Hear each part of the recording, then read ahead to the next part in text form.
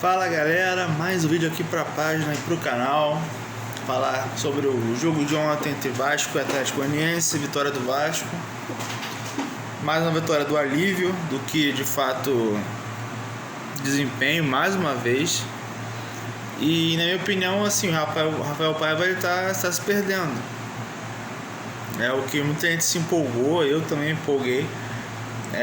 Dele estar fazendo escolhas coerentes, não só a parte técnica como parte tática, dele ter um esquema definido que combina com o Vasco, com os jogadores, que estava casando bem ali.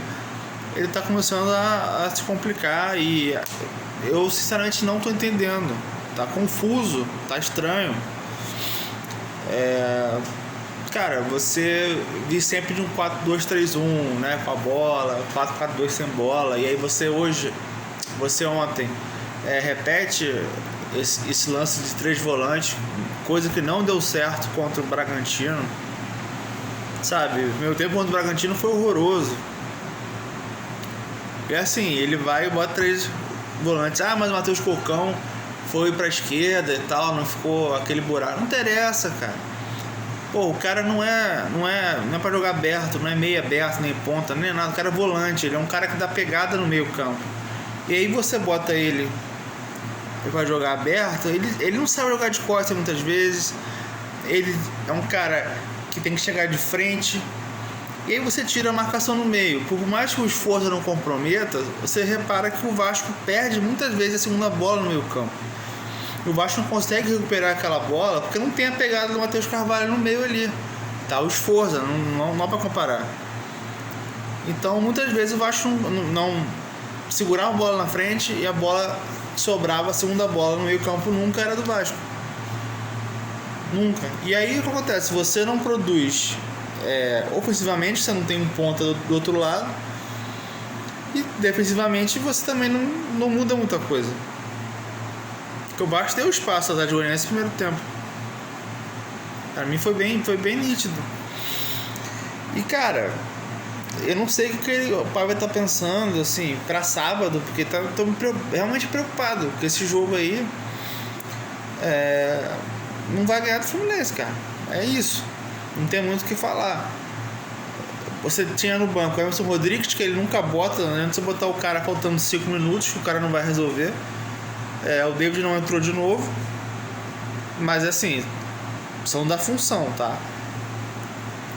E ontem ele vai e me bota Galdames, porra. Aí não dá. E sabe, na coletiva pós-jogo, assim, todos os repórteres viram o jogo que eu vi e acredito que viram o jogo que você viu também. Que é uma escalação errada, substituições que ninguém entende.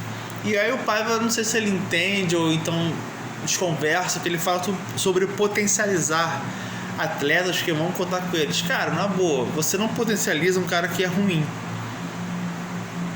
Mas assim, tá no elenco. Cara, o Galdames não entrava há sei lá quanto tempo. E assim, pra quem não lembra, ele botou ontem juntos Galdames, JP e Sforza. Não, se não me engano, teve um meio campo desse.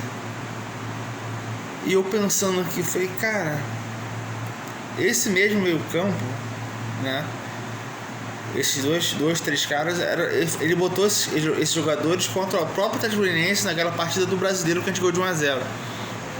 E foi justamente naquele segundo tempo que o Vasco caiu de produção com esses caras. Porque o JP é lento, o Sforza é lento, o Galdames é lento. E aí o que acontece? Ele bota o JP para jogar aberto, mais uma invenção de um volante aberto. Não produziu nada. O Vasco praticamente não conseguia jogar porque ele bota o GB perto do Verratti. O GB não é um cara... É um centroavante, pode sair da área, mas não é um cara que joga por dentro. E aí ele viu que não estava produzindo nada e ele vai e bota o GB para ponta esquerda, que era um 4-5-1. E aí a gente viu o sufoco que a gente passa. Não que o Atlético Goianiense tenha pressionado tanto, mas teve uma bola no escanteio, quase que tomamos empate. E se é um time melhor qualificado, o Vasco tinha tomado gol, pô. você baixar as linhas ganhando o jogo, beleza, porque achou o gol com o Pitona no último lance do jogo, graças aos jogadores, tá? Porque precisou o PH sair da direita para pegar a bola no meio e aí dar o passe no Verratti. Então, assim, não vou dar méritos pro Paiva ontem, porque não teve algo que a gente pensa, pô, o cara mexeu bem porque ele enxergou ali um espaço entre a defesa, entre as linhas. Cara, não teve nada disso, entende? O Vasco dificuldade para criar, mais uma vez a escalação foi mais uma vez errada, e assim, essas improvisações estão me irritando um pouco, porque ele tá vendo uma coisa que ninguém tá vendo. E assim, será que tá todo mundo errado e ele tá certo? Pra quem viu a coletiva foi isso, todo mundo questionando a entrada de alguns jogadores, que não tem sentido, porque, repito, você não vai potencializar um cara que você não quer que jogue. Então assim, por que não entrou com o Praxedes? Por que não entrou com o David?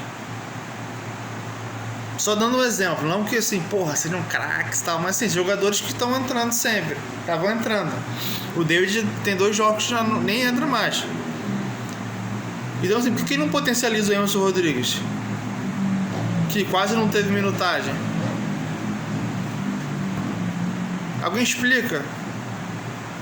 Eu não sei de fato o que está acontecendo, se tem um problema interno ou não. Mas tá estranho essas escalações dele. Não faz sentido nenhum. E assim, eu acho que assim, em relação ao elenco, eu já vou falar pra vocês, é o que eu digo. Além do elenco curto, a gente tem a preparação física que o time fala que tá cansado, o Hugo Moura fala, não, foi o cansaço. Cara, mas assim, teve jogos que o Vasco folgou a semana toda e o time parecia cansado já quando entrou em campo. Então assim, será que o problema não é uma maratona de jogos? O Vasco tem a Copa do Brasil e tem brasileiro. Basta pegar o Fluminense agora e vai ter uma semana de folga até o jogo contra o Criciúma. Então dá pra recuperar. Então assim, eu queria que o Pedrinho às vezes desse uma entrevista, né, se possível, para falar a real pro torcedor. Então, a gente vai contratar? A gente não vai contratar? Qual é a real? Porque assim, fala que a SAF tá quebrada, beleza. Mas aí você não vai contratar ninguém nem por empréstimo ou alguma coisa diferente. Porque assim, o cara que vier, ele já vai demonstrar mais vontade dos que não estão jogando. Porque o Rossi ninguém conta mais, eu acho que o Rossi é aquele cara já vai procurar um novo clube. O Galdames não vai ser o cara que vai estar lá pra você contar. O Serginho nem entra, não sei lá qual vez que o Serginho jogou, entendeu? Então assim, são 3 caras que estão ali, né? Já não são garotos, que nitidamente ninguém vai contar com eles ali. Então assim, contrata, eu acho que falta um zagueiro e um ponta esquerda, tá? Isso pra mim tá bem nítido. As 2 prioridades, entendeu? E assim, e folgar a folha, porque e vender, negocia, empresta esses caras aí que não estão rendendo, porque são 3 caras que estão recebendo dinheiro para não jogar. Então assim, você tem hoje o Coutinho machucado, que não sei quando volta, Alex Teixeira machucado, o Souza pelo visto não está ainda fisicamente na melhor condição, já é um cara de idade. Então assim, temos um monte de volante, mas não temos um ponto esquerda para chegar e ser titular. Não temos zagueiros confiáveis. O Léo não é um cara que dá para você confiar, que alterna muito, tá? O João Vitor, não sei se volta contra o Fluminense, mas ele para mim é titular fácil dessa zaga. E a gente não tem banco, seguimos sem banco, sem qualidade, porque Bruno, sai o Piton, o Vitor Luiz entra, mas é afobado e tal, até que não foi mal, né, salvou ontem, mas não é o mesmo nível. O PH sai, entra o Puma, que não é o mesmo nível. O Verratti nem se fala de alguém para jogar no lugar dele em algum momento. E é isso, o Paeco nunca vai completar 90 minutos, porque não aguenta.